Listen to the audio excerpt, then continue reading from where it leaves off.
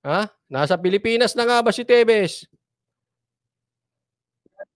Si dating Congressman Arnie Tevez na ngayon nasa Timor-Leste. Yan ay kahit pa pinakansela na ng korte ang kanyang pasaporte.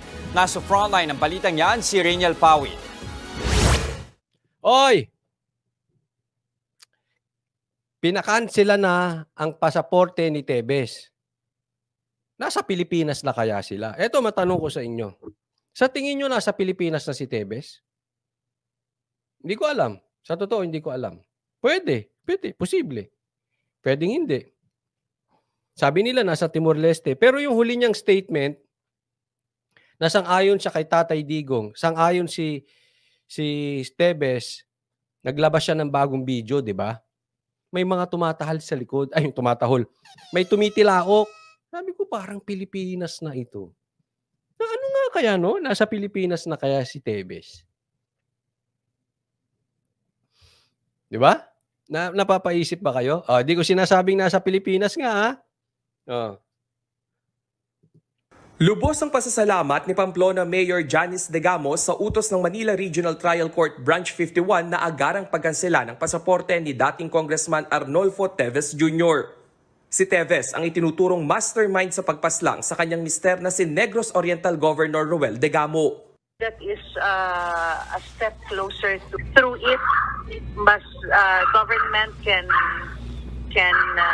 or will find it easier to look for him and bring him home and make him answerable to the injustice done to my husband and to the rest of the people who... Sabi mo yan, kwento mo yan, bida ka dyan. But anyway, ato sa akin, sana, wala ako pinagbibintangan, ha, pero sana wag niyong paasahin si Janice. Wag niyong bigyan ng false hope. Hindi ko sinasabi na binibigyan nyo. Pero kung meron kayong motibo na bigyan nyo ng false hope si Janice, wag.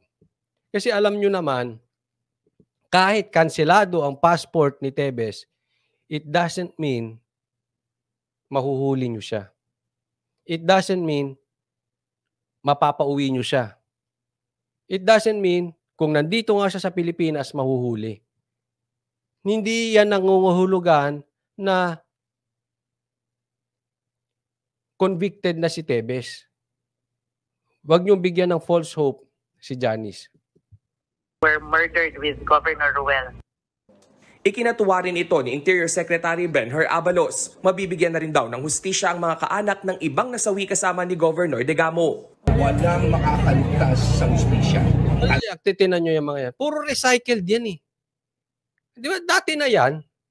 If I'm not mistaken, dati na yung mga interview yan. May bago ba? Hindi nyo ba napapansin? Parang out of nowhere, biglang pinapakansela na yung passport ni Tevez, tapos may mga balitang ganito. Ano ito? Dinadivert nyo sa mga usapin? Kasi pansinin nyo, yung usapang Tevez na yan, yung usapang passport na yan, dati ng issue yan. Meron bang bago? Walang nababago, paulit-ulit lang yan. Malapit nang ilabas, ilalabas na, inutusan na, kakansilahin na. Hanggang ngayon, wala pa rin naman. Mananagot ang dapat managot. Yung sinasabi ni Abalos na ganyan, dati na yan eh. May bago ba? Parang iba amoy ko dyan ah. Parang naghahanap kayo ng balita. Parang ginagawa niyong diversion yung issue. Kaya nga nabanggit ko sa inyo kanina, abay wag niyong paasahin si Janice. Baka mamaya pinapalutang-lutang niyo na naman, gagawa niyo ng balita, etc. para diversion. Kasi po nakakaduda. Bigla-biglang may balita. Walang naman na iba. Pansinin nyo yung balita kay Tevez dati, ganun pa rin naman. Inulit lang. Dahil pagkaganyan ginagawa ninyo, again, di ko kayo pinagbibintangan, but intentionally or not intentionally, pinapaasa nyo si Janice. Wala naman. So relax ka lang, Janice. Mag-spaghetti pababa ng pababa. Ganun. Mag-spaghetti ka muna dyan, ha? Mayor Janice. Oy, mayor pala yun. Spaghetti ka muna dyan. Tulad nito sinasabi, gusto lang nilang pagtakpan ng issue ngayon. Sa tuwing magsasalita si Kong Tevez, may bago din silang script. Sobrang halata. Sabi, sila magkakasabwat sa Pogo. Ito yung mga komentary dito.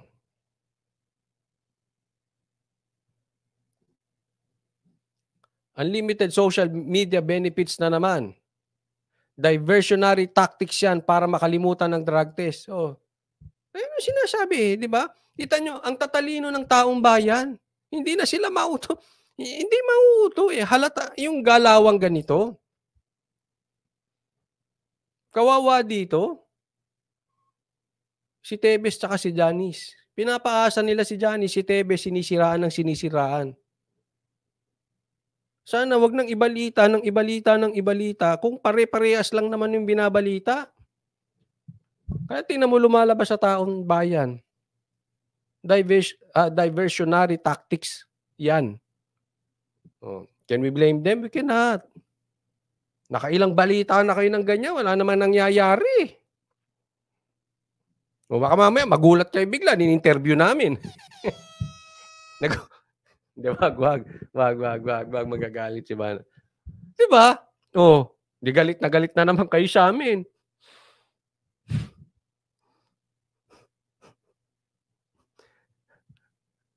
Ayoko na magsalita. Wala akong alam.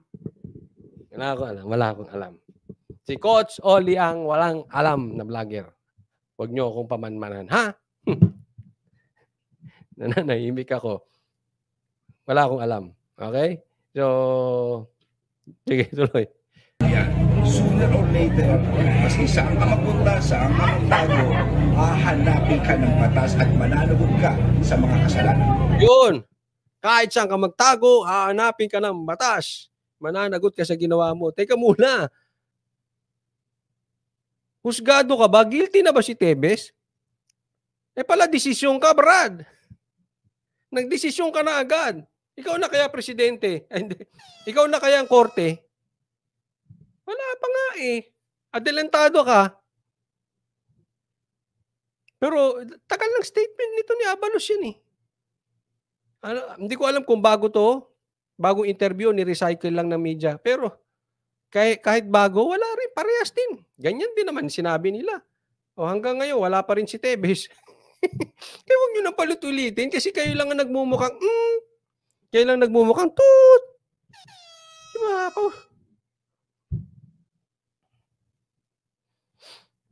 Eksakto. Sabi ni Emilia, parang style kay Bantag, di ba? Style lang kay Bandag. Ano yun? Paulit-ulitin yung baka next week ang balita naman Bantag. Pagpapalit-palitin nila. Ganyan ginawa nila dati. Kaya ang laman ng balita before, Tevez, Bantag. Tevez, tapos next week Bantag, tapos Tevez, tapos Bantag. Tevez, tapos Bantag. Yan, tandem silang dalawa eh. Ito si Abalos sa si Boying. Pag iba-iba tap. Abangan natin, baka next week, ang balita naman Bantag. Baka magdilang anghel tayo ha.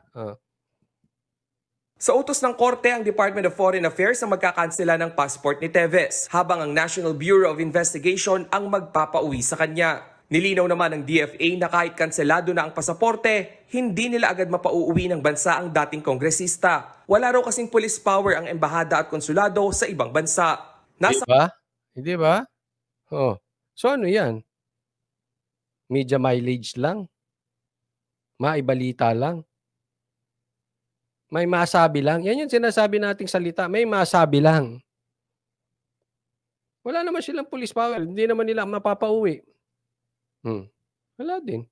Kamay rin daw ng Timor-Leste kung ipade-deport si Tevez. Sa ngayon, hindi pa nakakansela ang Philippine passport ni Tevez dahil hindi pa natatanggap ng DFA ang utos mula sa korte. Naniniwala naman ang abogado ni Tevez na si Attorney Ferdinand Topacio na walang basehan ang kanselasyon ng passport ng dating kongresista.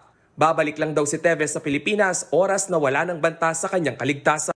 Yun ang delikado nun. Oras na wala ng banta sa kanyang kaligtasan. Medyo delikado kasi alam naman natin, mahirap na magsalita. Delikado si Teves. So, at walang basihan yung pag-cancel ng passport niya. Hindi pa to tapos. Kaya nga wag sana manguna yung ibang sekretary dyan na parang pagbabayaran. Wala pa nga. Sa passport pa nga lang usapan ilalaban pa. Tapos pala desisyon kayo na may kasalanan na agad si Teves. Naharap si Teves sa kasong murder, frustrated murder at attempted murder kaugnay sa pagpatay kay Governor Digamo noong March 2023. Bukod pa riyan ang ibang kaso ng pamamaslang sa Negros Oriental. Huling na monitor si Teves na nasa East Timor.